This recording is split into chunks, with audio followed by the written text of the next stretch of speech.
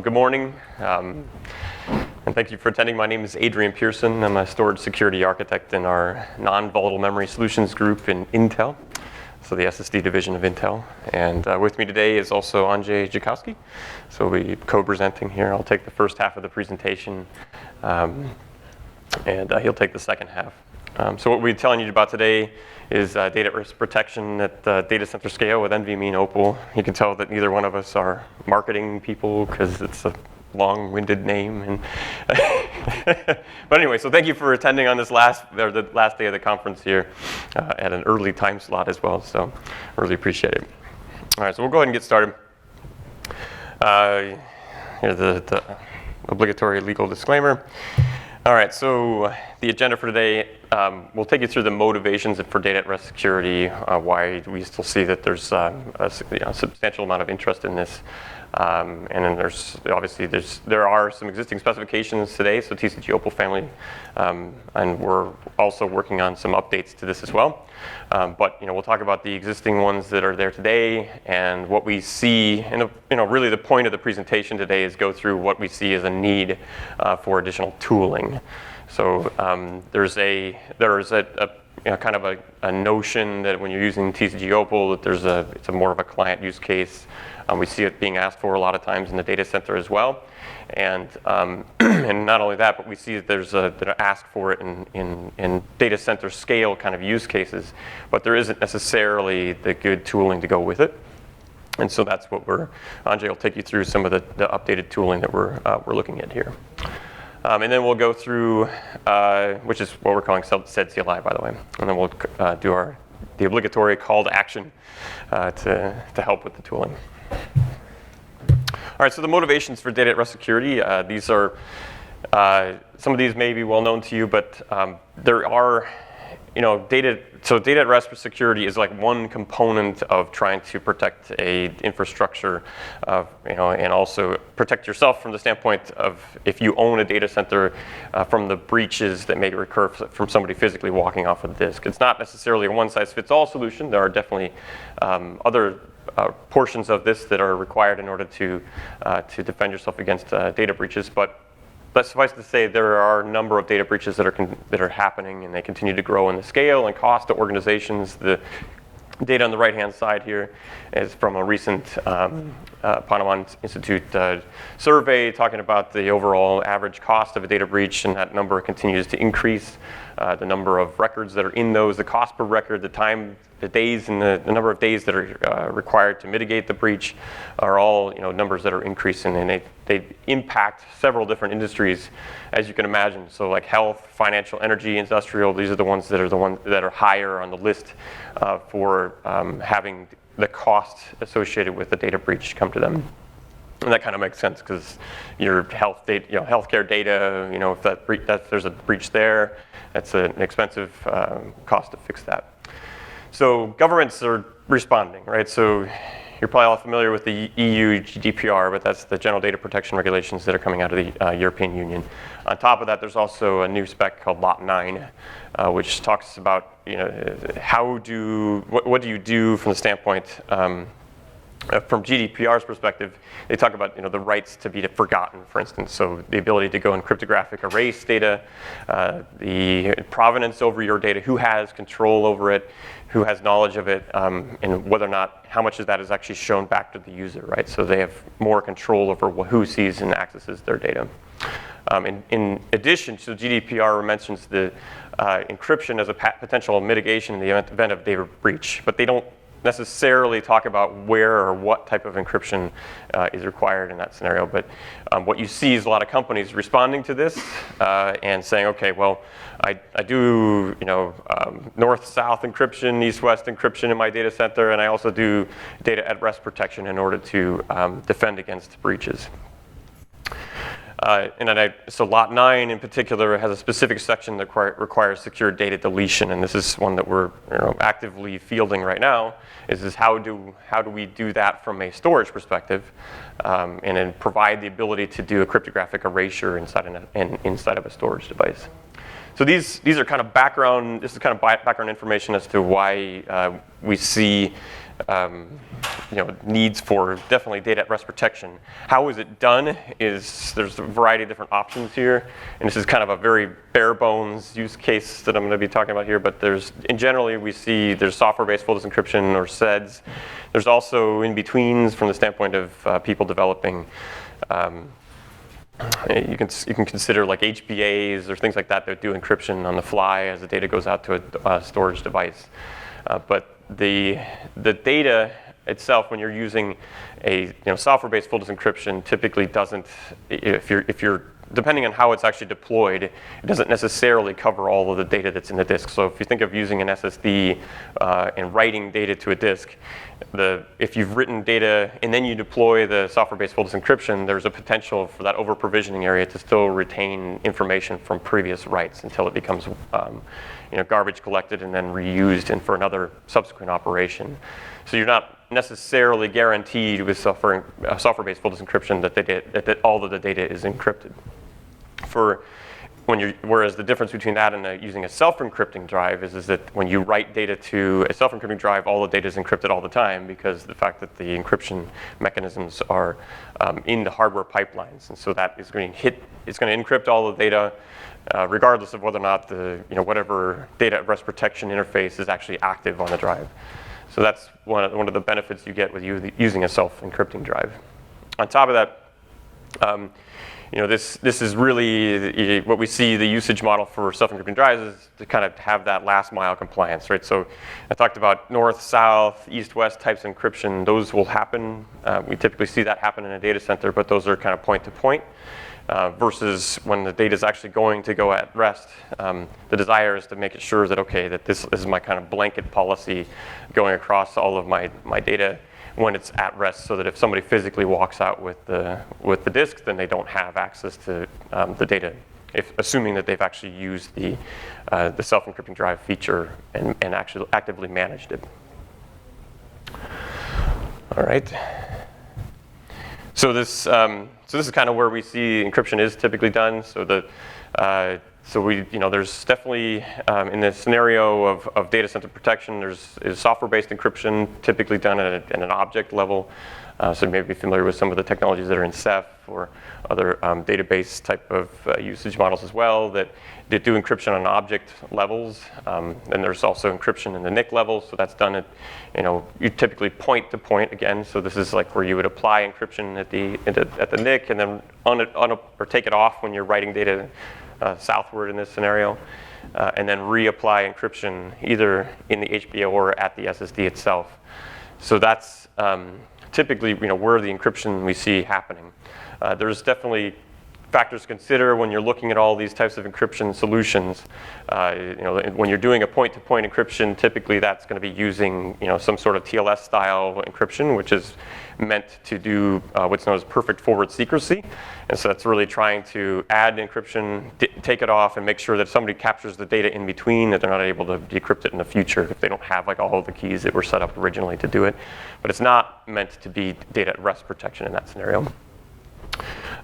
If you deploy software encryption up here, again, I mentioned that's kind of object level typically, or you also have data at rest protection solutions up there, and we'll get to what the impacts are with those. And then, of course, we also have self-encrypting drive encryption as well.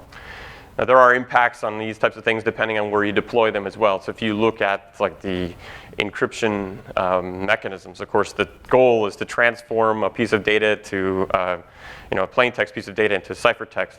And then when you do that, typically it's not compressible. So if you encrypt data at your software application and you have some sort of appliance or other thing in between here that is you're counting on to do compression, then that encrypted data typically is not compressible when you send it out. If you encrypt it at the top layer here and then you expect your compression agent to work on it, it won't be able to do anything with regards to the compression. So that's another benefit where we see of having the encryption done at the last mile is that you're able to compress it. All right, so software encryption versus on-disk encryption.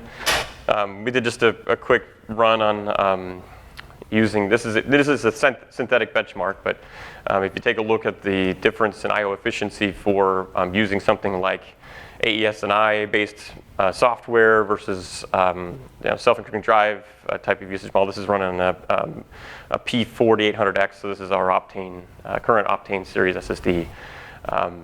You do see impact to the 4Ks, especially that as the smaller your I/O sizes are, the more impact you see on the IOPS performance. Now the reason for that is, of course, that every time you're going and setting up a 4K encryption operation, you have to do some overhead to go set up your cipher engines, and then the amount of time that you spend doing that versus doing the encryption, increases. Of course, the percentage increases, of course, as the packet size go down. We have the same data for 128K blocks, and it doesn't show as significant a performance delta here, right? So that AES and I is it's a very powerful instruction set, but that's the drawback is when you start to get to these 4K transfers, then it starts to really penalize you. So in terms of self-encrypting drive AES performance, so the way it's not necessary. I would say that Intel SSDs in general have been architected to have that AES XTS cipher engine running at the full interface bandwidth or exceeding that interface bandwidth, so that regardless of whether or not you deploy self-encrypting, or I should say use the Opal or whatever feature may be managing that, it doesn't change the performance, right? So your performance maintains whether or not Opal's activated or not. So that's definitely one of the reasons, another reason why we see deployment of self-encrypting drives. All right, key management. This is a really dumb figure, but it's like a very simplistic usage model. But what you also get out of a self-encrypting drive is that obviously I talked about having the plain text come in, it gets encrypted inside this SED, and then it's sent to the drive in ciphertext. The keys are managed by the drive.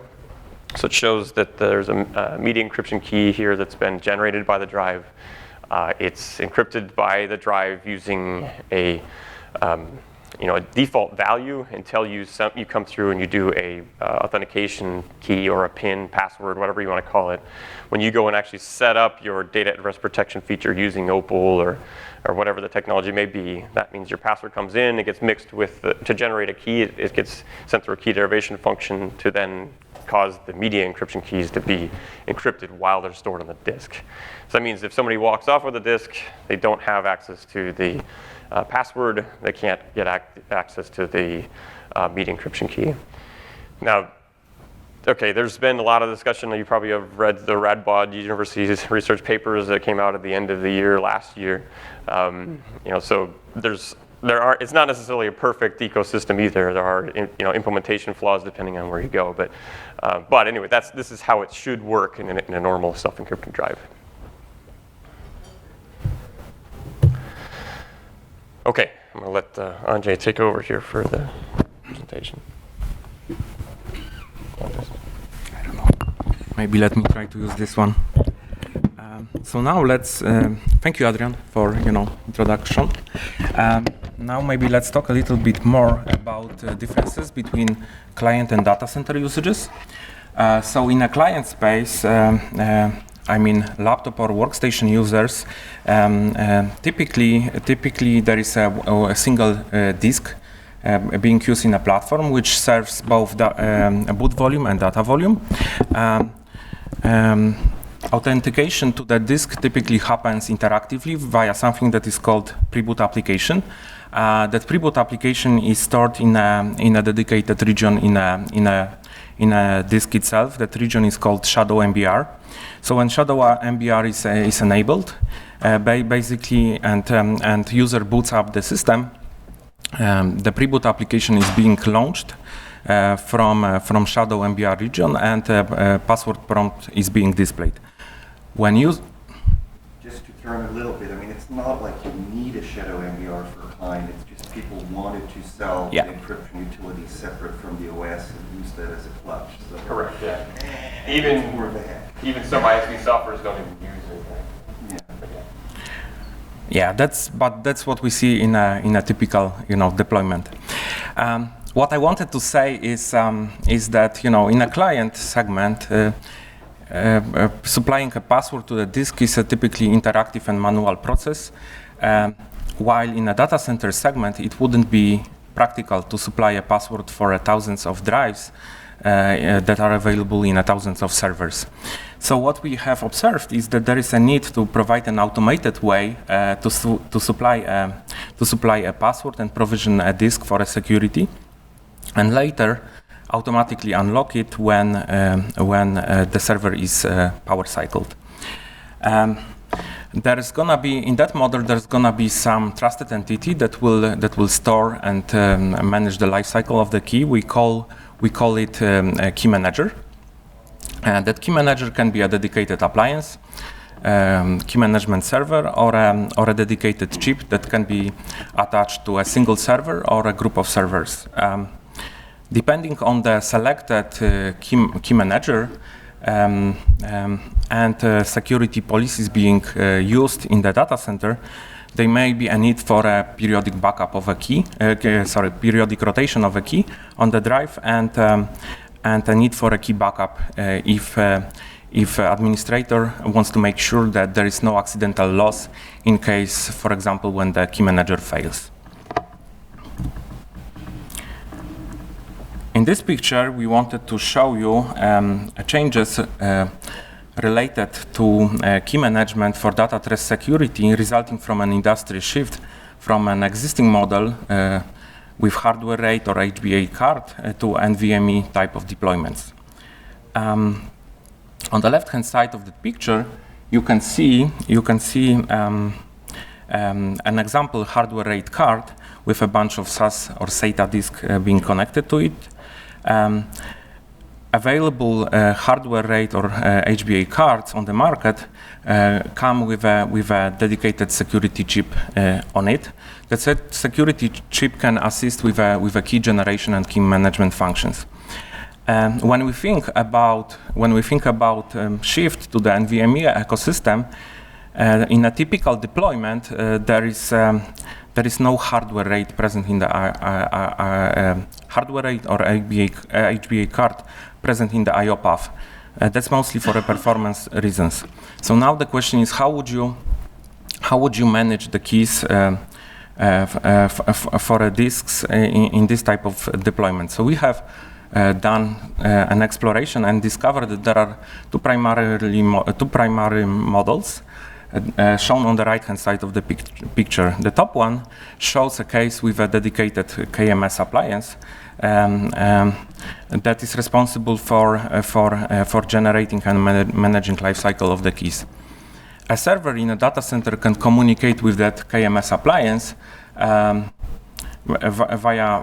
using network via some industry standard protocol. For example, Oasis KMIP is a representation of such a protocol. KMIP stands for Key Management Interoperability Protocol. Such an appliance can do many things. It can perform encryption, it can create a key, etc. What we are interested in here is that the communication between a server and a KMS happens for two functions, key creation and key retrieval, in a secure way. Alternatively, if user doesn't like, or cannot afford for any reason, the KMS type of deployment, he or she can decide, to go with an alternative model that is shown on below. In that model, a security chip can be employed to perform similar functions like a KMS appliance. An example of such a security chip, industry standard de facto security chip, is a Trusted Platform Module, TPM in short. In a similar way to KMS appliance, TPM enables you to get and store the keys that are tied to the particular server. One thing that I wanted you to remember from this file is that there are, in the ecosystem, in the open source ecosystem, there are individual pieces, software pieces available, allowing, for example, communication with a KMIP appliance or security chip via a TPM software stack. There are software pieces available to set up and manage RAID volumes. There are also software pieces allowing to submit a command, Opal command into the disk. However, those pieces doesn't work well together, preventing effective use of automated use cases for data center type of usages. So to mitigate that problem, we started a new initiative in open source that we called SDC. And in this initiative, we would like to offer a solution.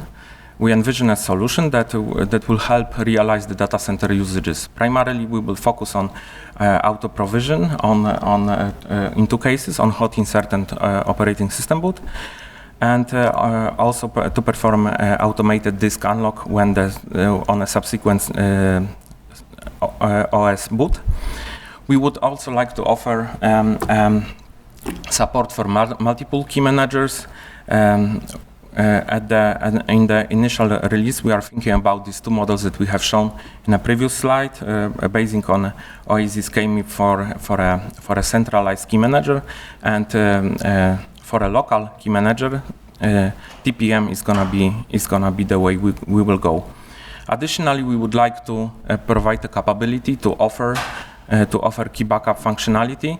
So this may be especially useful when you deploy SDC CLI with TPM, and the TPM can be considered as a single point of failure. So it may be beneficial to have a way to back up your keys into some secure storage. We envision the software in a modular architecture, so it is broken down currently into two pieces. Disk management piece shown on the right-hand side of that foil will consist of a piece that will communicate with a drive. We have encapsulated the common functions for key management in a library that we call a libstd. The other piece that is available, that's going to be available, is a key management piece. It's going to consist of a number of plugins. As mentioned earlier, KMIP plugin will communicate with an KMIP-based appliance, while TPM plugin with a TPM-based key manager. There is also space for other key managers, potentially looking for some contributions and feedback from a community on that. So we have recently released the SDC CLI software into the open source. The link provided in the bottom line on that foil. So let me focus a little bit more about how do we envision the two major flows for a data center usages. First one is auto provision flow, and it happens and it is triggered when a new drive is being installed into the platform, and administrator would like to configure it for security. For performance reasons and ease of backup, we have introduced a simple key hierarchy. There's going to be a single platform encryption key that's going to be used to wrap individual disk encryption keys that will be created on a server itself using its local entropy. So the flow will be initiated when an administrator starts a platform with a new drive being installed. SDC CLI will be informed of that event via let's say UDEF event, and as one of the first step, it's gonna request a new key, a new platform encryption key from an appliance. Alternatively, if that key has been generated for that platform, simply that key will be obtained. As a next step, a new disk key will be created for that new drive. And that disk encryption key is going to be wrapped or encrypted using that platform encryption key. Finally, when we have encrypted version of a disk encryption key or DEC, and its plain text version, we will use it for provisioning the drive. And namely, we will use plain text version to take ownership, activate a locking security provider, and set up global locking range. An encrypted version of it is going to be stored in an Opal data store that is a dedicated region on an Opal compliant drive. So this concludes the first auto provision flow. Now, when we think when the server will be rebooted, the auto unlock flow will be engaged. The auto unlock flow is very similar to auto provision flow, with a difference that platform encryption key will be used to decrypt or unwrap the encrypted version of disk encryption key that is going to be read from an Opal data store. That plain text version of a disk encryption key will be used to perform a drive unlock function. So this is how these two flows show how we envision the software to work in a data center. Let me go down a little bit on the ground and tell yeah. Suppose you don't use the disk key and you just use the platform key all the way through. What's wrong with that? So first issue that we see is with using a platform encryption key that directly comes from a KMS appliance is that if your platform will have a number of disks, like 20 or more, that platform encryption key is it's likely will have to be requested all the time, from a KMS appliance. So there is gonna be some performance cost related to it. So we think that the better approach would be to actually store that platform encryption key in some kind of cache on a server side, and use the platform encryption key to wrap the individual disk encryption key. So you're going to have a encryption key for every drive? Yeah. I mean, so if I have let's say 10 plus 2, 8, 6, I gotta give the key for 12 drives, and that will not impact the performance? That will not impact performance because the key will be automatically generated and on a server. But then when I unlock, I need to issue an IO to a 8 plus 2 or 10 plus 2 volume, and I have to unlock every drive. Is that the case? Yes. Wow. So it's time consumed on your data path, basically. Every time you go right to You don't have to unlock it per every I/O. You just unlock it when the drive is hot inserted into the yeah. So only one time you unlock it, you process. Yeah. And when you're done with your IO transaction, you lock it back. You continue with an I/O transaction as in a regular way. At the beginning, you just have to unlock the drive and yeah. unlock on power on? On the power on when the device appears in the operating system. I misunderstood that. Yeah. Unlock it for every IO. That's gonna be. No, that's not the case. Yeah. Can I ask a question about do you have any differentiation at the very bottom where you have the number 3 from the Opal spec and the transport you're using? So transport being NVMe and Opal being so is it so your library is so intertwined, or is it where transport could be anything and then you can get an Opal buffer? Yeah. So. You can just put on the transport. So the libset library uses a standard, API that has been provided in recent kernels, a set library in a block layer. I think Christoph, you were also participating in that effort. Yeah, I did the APA and SCSI supports all the non. Yeah. In other words, then essentially this would work for a SAS or a SATA, right? Yes, assuming you will use a standard kernel interface. So from the software standpoint, there is not much difference. That specifications are basing on the same command set. The only difference is in the features being supported. And initially, we kind of focus on providing what is minimum needed. And we believe that minimum needed in a typical deployment would be a single global locking range. However, we are looking for feedback from a community. If there's gonna be need for more locking ranges or zoned namespaces or other standards. For example, a new emerging standard like Keeper.io that's is being jointly developed in between NVMe and TCG workgroups. We are open for that feedback and potential inclusion into the software. But I think it's a good point though, right? Yeah. We should, if we see only Ruby, right? So the feature descriptor for only Ruby, then will this software function, right? Yeah. And so that's what that should be part of this roadmap. I think is your point, right? Just make sure that it's going to function with that. Right now it's Opal on the first version. Yeah. We need to integrate that into the second.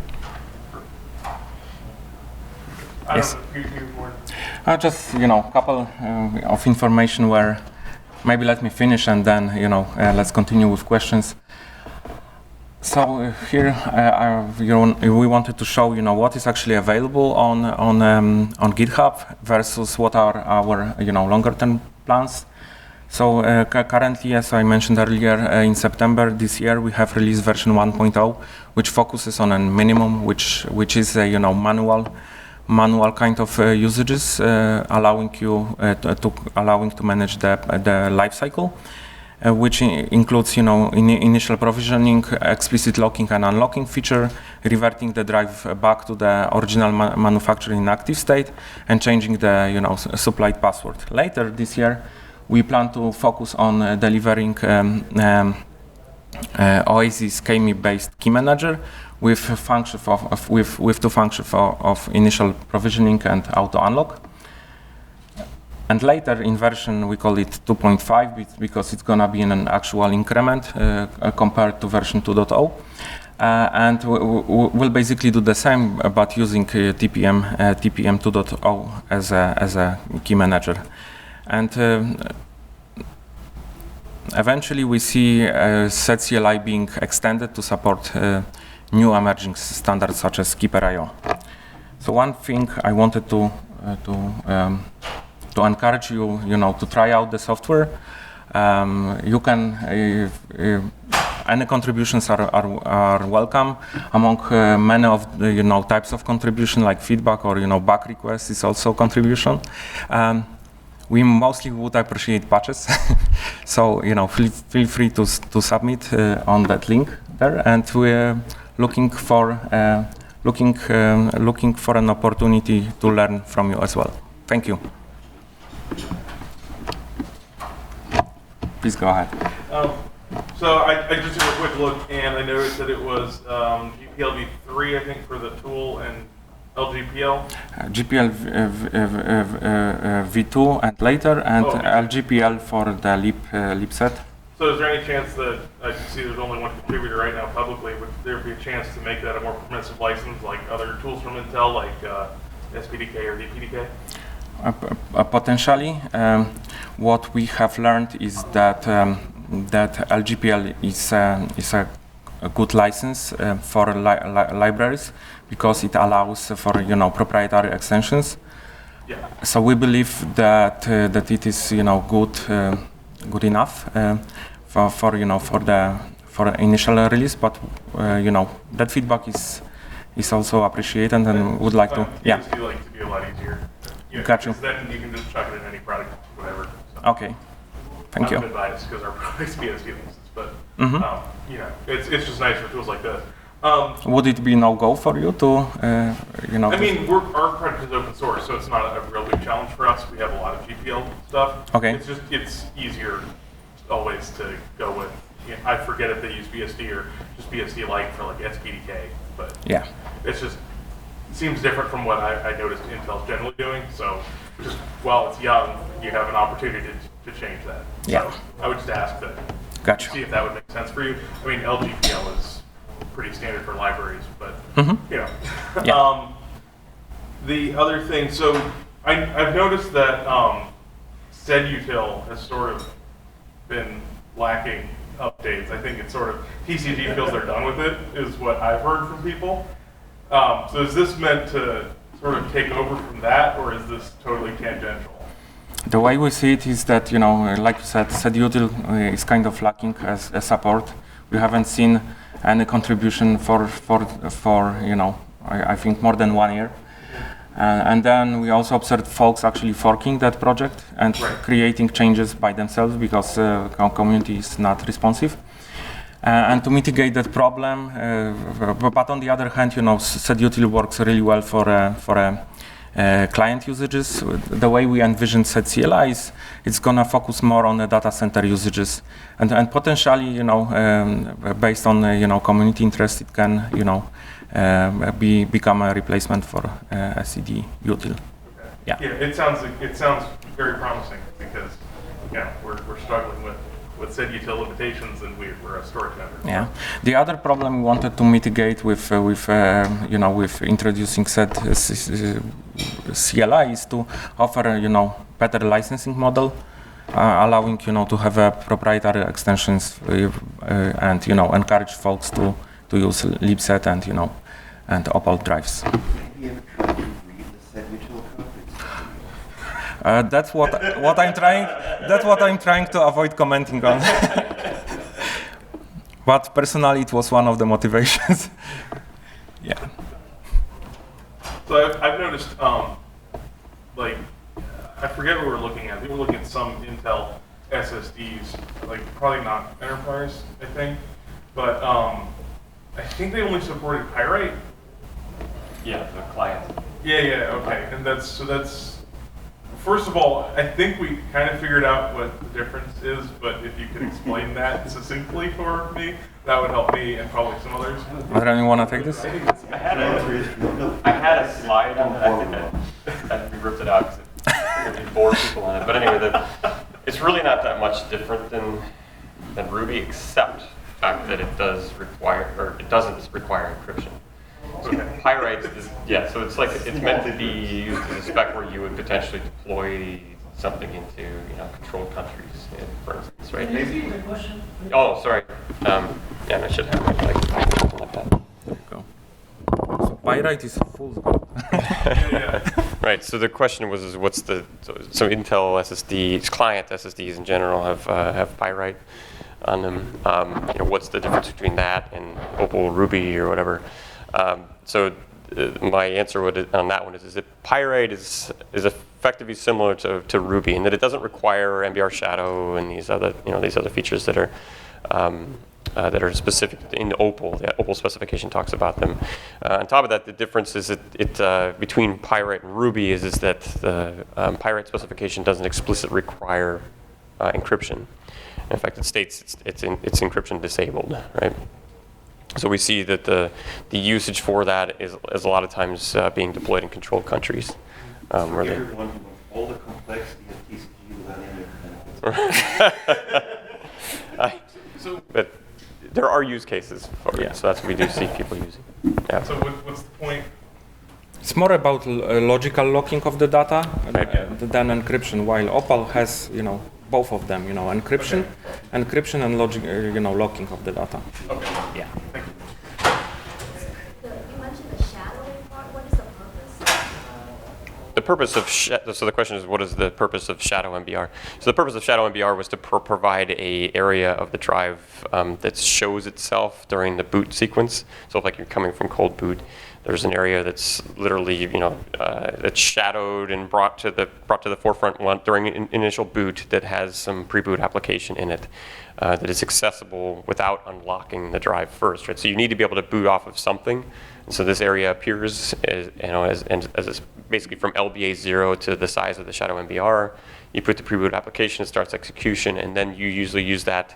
That's where your unlocking software is. It goes out and asks the user for a password, and then that is what's used to unlock the main part of the drive. And then the shadow MBR feature is disabled, at which point the real portion of the disk that shows up from LBA 0 to the actual end of the shadow MBR the real data appears after you've done that unlock and disable of the shadow MBR space. So you disable it once you configure Yes, typically, that's the usage model for it. In other words, the best place to pay your malware. So Christoph is, yeah, I'm not going to repeat that, but anyway, so that is the thought behind that. It was supposed to be against evil maid attacks, where somebody comes through and has. But I thought it's like Windows, you always lose the first so much space because of that shadowing thing. Right. Yeah. Okay. So. Okay. Another question? Do you have, so the pushback that I always get to create such an ecosystem or partner with you guys, so by the way, it's from Seagate, so just to give you a context of what I'm talking about, the pushback is usually that the customers do not want data at rest encryption, mainly because they've already encrypted everything on the top, and it's by the time it gets to the drive.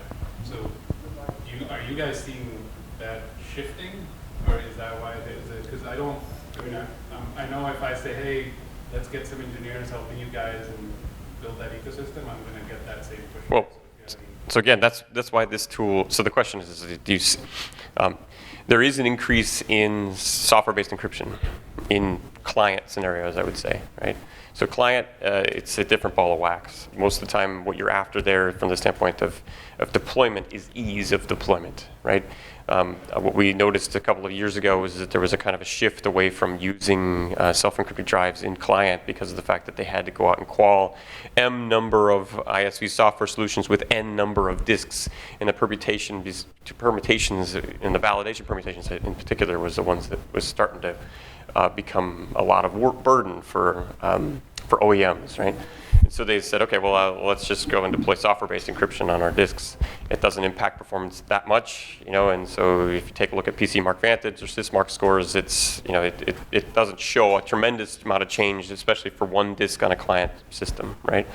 But now if you start to take a look at data centers, is a different scenario, right? So we see a lot of ask for self-encrypting drives in the data center in particular. Thank you. Thank you.